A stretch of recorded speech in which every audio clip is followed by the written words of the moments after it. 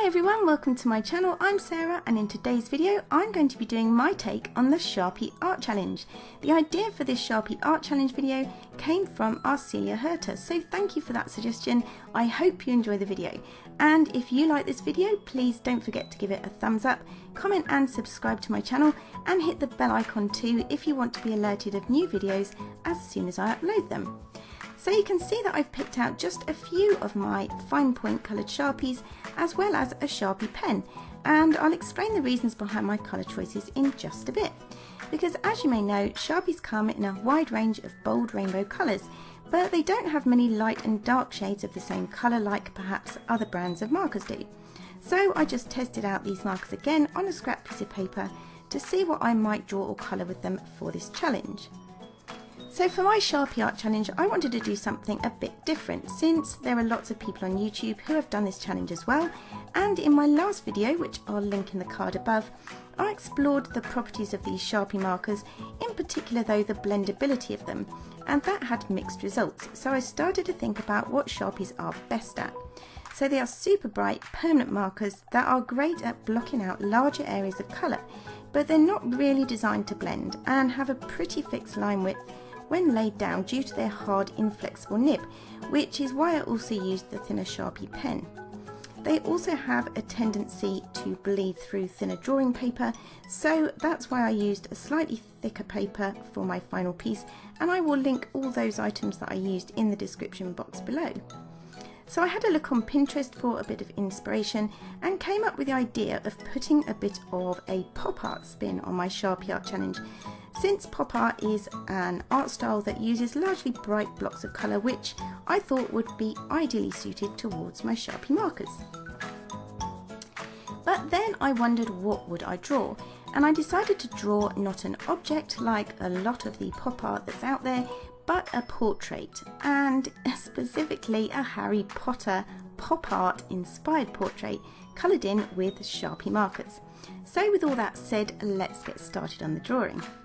Now I came up with two ideas of how I could tackle the colouring of the Harry Potter picture. The first one was to block out one colour at a time, and the second was to work in sections using all the colours as I went along, and this was the method I went for in the end, starting in the middle to lower portion of the paper with Harry's glasses to ensure that I had enough room to fit the rest of his face and head in. And because Harry Potter's glasses are pretty thin and round, I opted to use the Sharpie pen to begin with. So I'm going to go in with a bit of time lapse, as this piece took over 2 hours, but if you stay watching till the end I will be giving out some tips and things I've learned of how to do this sort of drawing yourself if you want to try it at home. So I didn't really go in completely blind with this drawing, in case you were wondering. I did get a black and white reference picture for Harry Potter to start with and kind of mapped out the darkest and lightest areas on this picture before I started. I then matched these varying grey tones up with a limited number of colours from my Sharpie collection. And I can't tell you exactly the colours I used since Sharpies don't have colour names on the barrel of the markers, but my idea was that I would pick mostly primary colours like the pop art style, so blue and yellow, and try and find lighter or darker versions of these colours to lay next to it for contrast, which was quite hard given the colour choices, and the colours that went with the yellow was more of a green, but still. The third colour I chose was more of a purple colour instead of red, as I thought being the complementary or opposite colour of yellow, but it would help me make the portrait look a bit more dramatic and stand out. Now I could have chosen to do more than 3 main colours, but thought this might just confuse things and look a bit busy, plus my eyes were boggling with the few I did use, as my eyesight is pretty poor at the best of times. But of course, if you're trying this at home yourself, you can choose whatever colours you like in whatever combinations you like.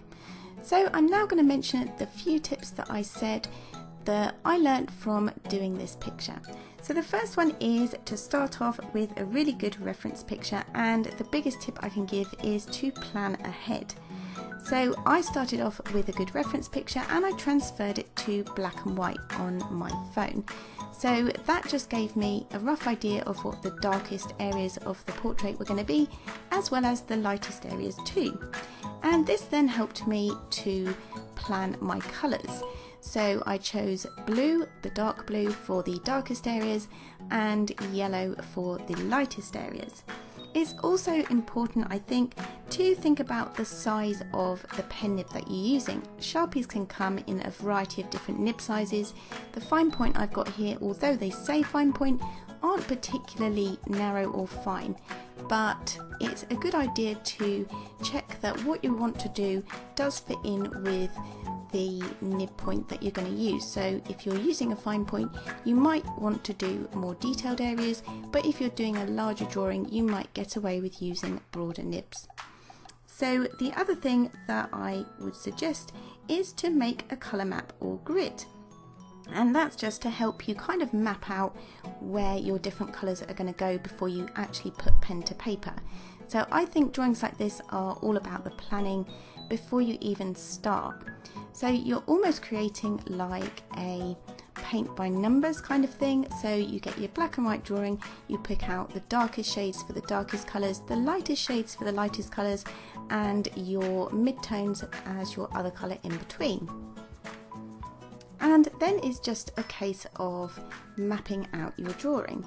So another tip I would give to start something like this, because this was quite a project, is to perhaps even mark out lightly in pencil or a light pencil crayon the main areas where your portrait is going to be. So you might want to start just by doing a faint outline of where the main features are, like the eyes, the nose and the mouth, and that can make sure that you don't get too lost with your picture.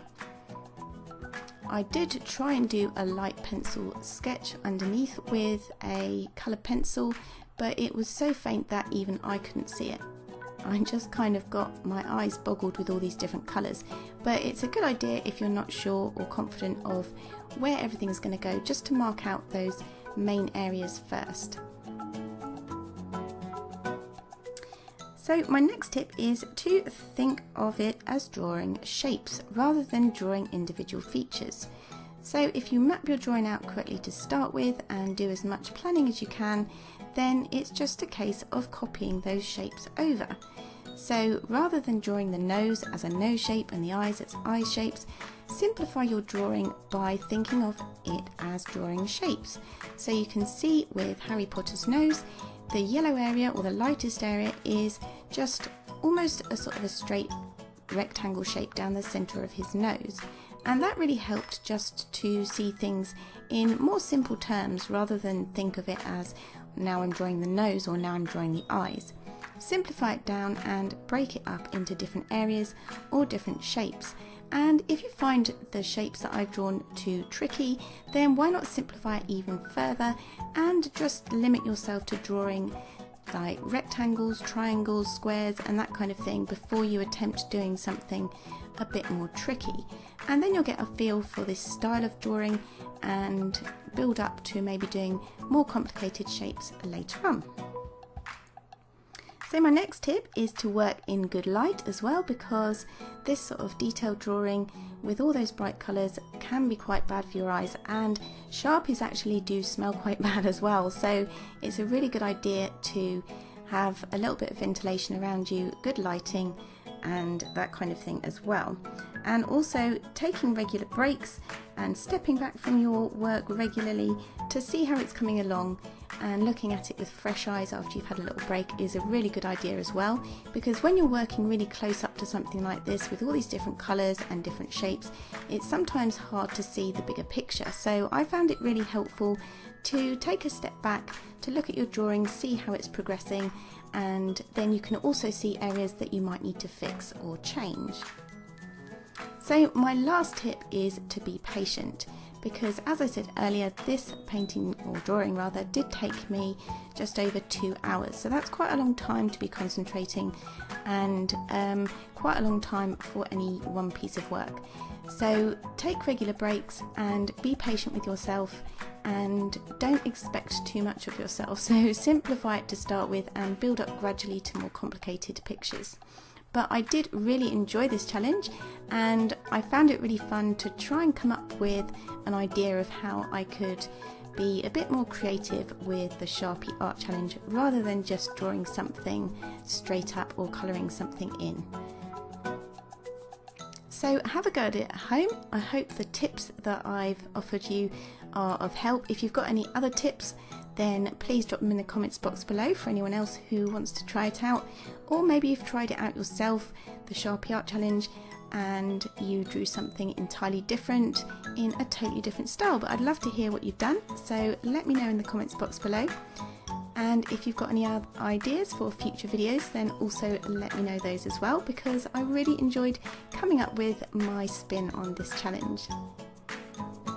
So just going to the end now and just finishing off those last few touches, and then this picture was done. So I was quite pleased with how it turned out. I think close up it doesn't look as good as farther away, but nonetheless I really enjoyed it, and I hope you enjoyed watching the process too. So as I said before, don't forget to like, comment and subscribe to my channel if you like this video and you'd like to see more videos. So thanks for watching everyone, and I'll see you all in the next one. Bye! Here's some more videos you might like on my channel.